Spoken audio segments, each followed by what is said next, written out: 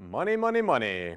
You now know a lot of technical aspects of modeling and designing a PV system. But you know that's not enough to really determine if PV systems are viable in the real world. It's time to talk about the financial aspects of the PV system. So how do we compare the costs of different electricity generation technologies? And how do we estimate the effective cost of energy? The best way to do this is calculating the so-called levelized cost of electricity, or LCOE. In this video, you will learn what LCOE is, as well as the price trends of PV modules and PV systems as a whole. You will learn how to calculate the LCOE of PV, and we will compare the LCOE of various renewable and non-renewable technologies to assess the cost competitiveness of PV-generated electricity at the time of this recording. Finally, we will discuss the factors that affect the cost price of a PV system.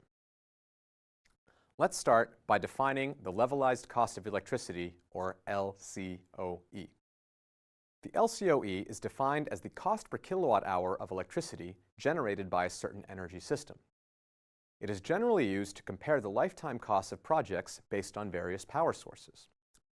For the levelized cost, the overall costs of an energy plant during its useful lifetime are determined.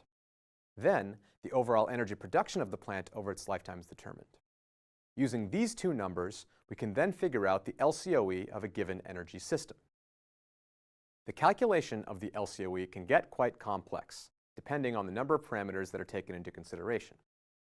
In simple terms, if we know the annual yield of the PV system over its useful lifetime and the system cost, the LCOE can be determined using the shown formula. Here, IT is the investment expenditures over a year T.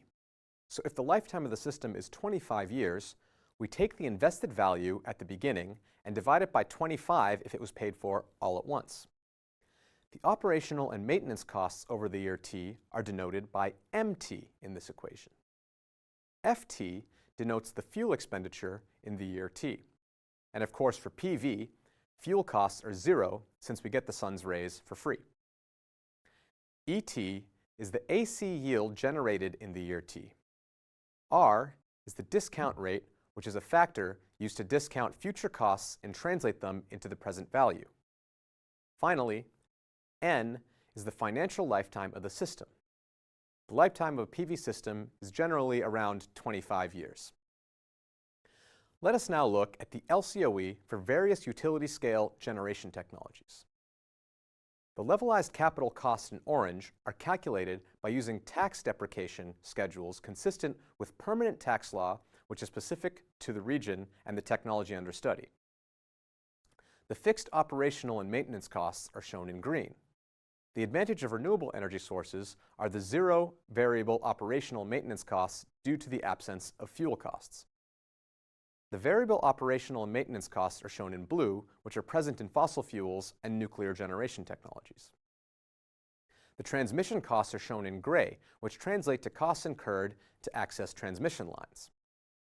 Hence, finally we can see that PV technology is getting increasingly competitive with fossil fuels with an estimated levelized cost of electricity of $85 per megawatt hour for plants entering service in 2022. Another aspect that controls demand is the cost price of PV technology. How does the cost price of electricity generated by a PV system compare to the electricity delivered by your energy company? To answer this, we have to look towards the learning curves. The learning curve is the graph which shows the cost price, or in this case sales price, is dropping in time. In time, the industry gets more experience. Progress in technology provides for better PV modules with higher efficiencies. This experience results in better and faster processing, leading to higher production yields. Upscaling of production leads to lower cost of the source materials. Learning curves usually show an exponentially decreasing cost price in time until the technology or product is fully developed. In this graph, we have the average global sales prices of a PV module in inflation-adjusted euro per watt peak. The sales price is plotted against the cumulative production in gigawatt peak. Important to note is the sales prices, discounting some fluctuations, follow a largely exponential decay.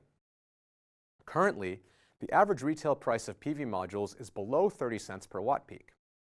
Now, we will see how the cost price of a PV system is not only determined by the module.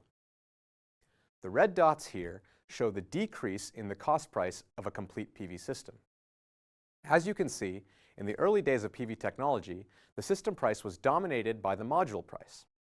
In the current situation, however, the contribution of non-modular components start to play the most dominant role. By non-modular components, we consider the balance of system components like the racking, wiring, inverter, and battery for standalone systems. Maintenance costs, such as the cleaning and repair, also need to be considered. The difference between the red and blue lines corresponds to the non-modular costs. The green curve represents the learning curve for non-modular components. This learning curve is not dropping as fast as the module price. This means that nowadays the reduction in the cost price of a PV system will be mainly limited by the cost price of the non-modular balance of system components. This shows the advantage of crystal and silicon PV technology with respect to thin film technologies.